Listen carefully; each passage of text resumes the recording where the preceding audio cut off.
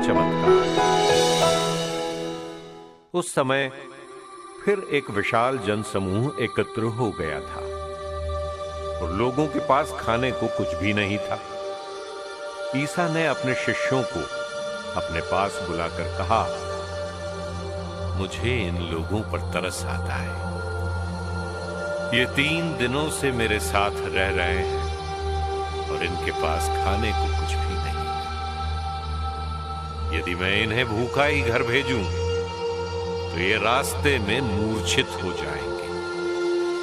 इनमें कुछ लोग दूर से आए हैं। उनके शिष्यों ने उत्तर दिया, इस निर्जन स्थान में इन लोगों को खिलाने के लिए कहां से रोटियां मिलेंगी? ईसा ने उनसे पूछा, तुम्हारे पास कितनी रोटियां हैं? उन्होंने कहा, 7।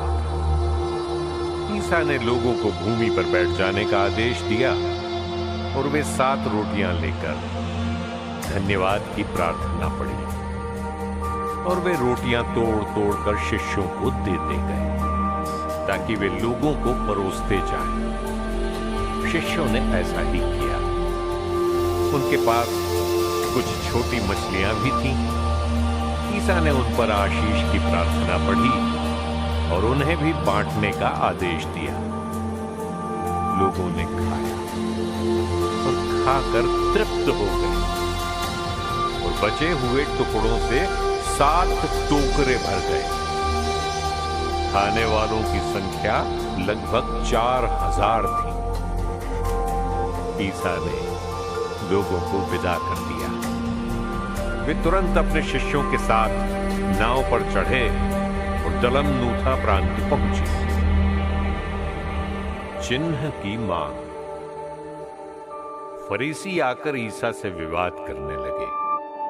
उनकी परीक्षा लेने के लिए वे स्वर्ग की ओर का कोई चिन्ह मांगते थे। ईसा ने गहरी आह भरकर कहा, ये पीढ़ी चिन्ह क्यों मांगती है? मैं तुम लोगों से ये कहता हूं, इस पीढ़ी को कोई भी चिन्ह नहीं दिया जाएगा। इस पर ईसा उन्हें छोड़कर नाव पर चढ़े और उस पार चले गए।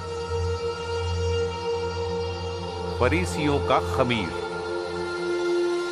शिष्य रोटियां लेना भूल गए थे और नाव में उनके पास एक ही रोटी थी।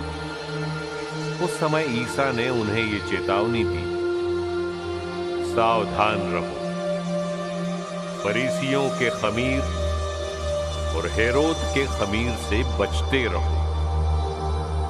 इस पर वे आपस में कहने लगे, हमारे पास रोटियां नहीं हैं, इसलिए ये ऐसा कहते हैं।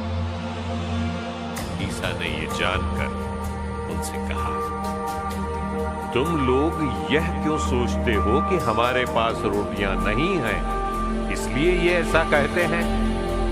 क्या तुम अब तक नहीं जान सके हो? नहीं समझ गए हो? क्या तुम्हारी बुद्धि मारी गई है? क्या आंखें रहते भी तुम देखते नहीं और कान रहते भी तुम सुनते नहीं? क्या तुम्हें याद नहीं है जब मैंने उन 5000 लोगों के लिए 5 रोटियां तोड़ी तो तुमने टुकड़ों के कितने टोकरे भरे थे? शिष्यों ने उत्तर दिया, 12।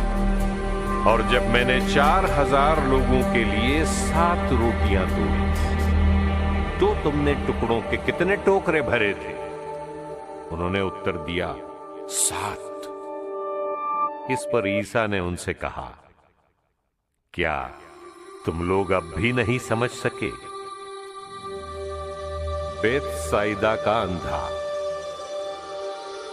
वे बेतसाइदा पहुंचे। लोग एक अंधे को ईसा के पास ले आए और उनसे ये प्रार्थना की कि आप उस पर हाथ रख दीजिए।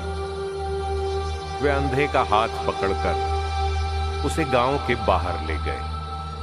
वहां उन्होंने उसकी आंखों पर अपना थूक लगाकर और उस पर हाथ रखकर उससे पूछा, क्या तुम्हें कुछ दिखाई दे रहा है? अंधा कुछ कुछ देखने लगा था, इसलिए उसने उत्तर दिया, मैं लोगों को देखता हूं, वे पेड़ों जैसे लगते लेकिन चलते हैं। तब उन्होंने फिर अंधे की आंखों पर हाथ रख दिए और वो अच्छी तरह देखने लगा। वो चंगा हो गया और दूर तक सब कुछ साफ साफ देख सकता था। ईसा ने ये कहते हुए उसे घर भेजा, इस गांव में पैर मत रख। पेत्रुस का विश्वास। ईसा अपने शिष्यों के साथ कैसरिया फिलिप्पी के गांव की ओर गए। रास्ते में उन्होंने अपने शिष्यों से पूछा, मैं कौन हूं? इस विषय में लोग क्या कहते हैं? उन्होंने उत्तर दिया, यूहन्ना बपतिस्ता। कुछ लोग कहते हैं एलियस और कुछ लोग कहते हैं नबियों में से कोई। इस पर ईसा ने पूछा, और तुम क्या कहते हो कि मैं कौन हूं? पेत्रुस ने उत्तर दिया, आप मसीह हैं।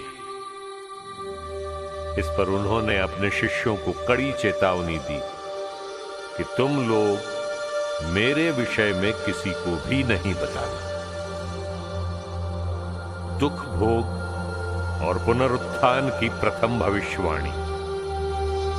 उस समय से ईसा अपने शिष्यों को स्पष्ट शब्दों में ये समझाने लगे कि मानव पुत्र को बहुत दुख उठाना होगा। नेताओं, महायाजकों और शास्त्रियों द्वारा ठुकराया जाना, मार डाला जाना और 3 दिन के बाद जी उठना होगा। पेत्रुस ईसा को अलग ले जाकर फटकारने लगा, किंतु ईसा ने मुड़कर अपने शिष्यों की ओर देखा और पेत्रुस को डांटते हुए कहा, हट जाओ शैतान, तुम ईश्वर की बातें नहीं बल्कि मनुष्यों की बातें सोचते हो। आत्मत्याग की आवश्यकता। ईसा ने अपने शिष्यों के अतिरिक्त अन्य लोगों को भी अपने पास बुलाकर कहा, जो मेरा अनुसरण करना चाहता है वो आत्मत्याग करे और अपना क्रूस उठाकर मेरे पीछे हो ले। क्योंकि जो अपना जीवन सुरक्षित रखना चाहता है वो उसे खो देगा, और जो मेरे तथा सुसमाचार के कारण अपना जीवन खो देता है वो उसे सुरक्षित रखेगा। मनुष्य को इससे क्या लाभ यदि वो सारा संसार तो प्राप्त कर ले लेकिन अपना जीवन ही गंवा दे। अपने जीवन के बदले मनुष्य दे ही क्या सकता है। जो इस अधर्मी और पापी पीढ़ी के सामने मुझे तथा मेरी शिक्षा को स्वीकार करने में लज्जा अनुभव करेगा, मानव पुत्र भी उसे स्वीकार करने में लज्जा अनुभव करेगा जब वो स्वर्ग दूतों के साथ अपने पिता की महिमा सहित आएगा।